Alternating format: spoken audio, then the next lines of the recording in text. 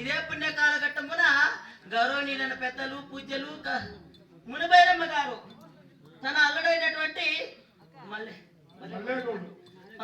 మునిబైరమ్మ గారు కూడా ఈ చోటికి వచ్చి రిక్తాస్తము చేత వెళ్ళకూడదని మల్లేగౌడు తన అల్లుడైనటువంటి మల్లేగౌడు మరణించారని వారి స్వర్గప్రాప్తి కోరుతూ 1,00,000 సభలో కానుకలు సమర్పించుకున్నారు. వారికి వారి కుటుంబానికి యా దేవదేవుడైన శ్రీకృష్ణ పరంధాముడు ద్రౌపది మాత ఎల్లవేళగా కాపాడుగా రాజా. రాజా ఇన్ని రోజులు ఏ చోట ఉండినావు, నువ్వేమేం చేస్తున్నావు అదే నీ అనుమానం. తన అల్లుడైనటువంటి మల్లేగౌడు వెళ్ళిపోయినారని తన అత్త అయినటువంటి మునిబైరమ్మ ఏమంటాం తెలుసా?